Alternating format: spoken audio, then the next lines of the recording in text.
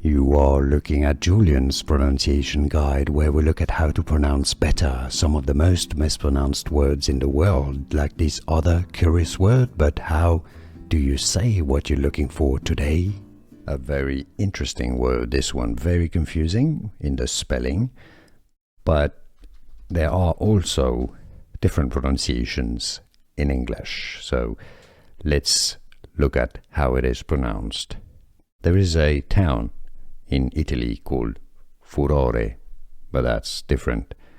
Now, in English, two different pronunciation. British English pronunciation, furore, furore, furore, an outbreak of public anger, furore.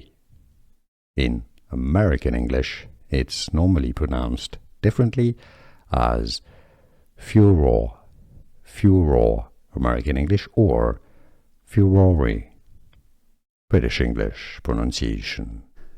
Here are more videos on how to pronounce more confusing words and names too many mispronounced. Like this video if you found it useful. I appreciate your support. I'll see you soon and thanks for watching.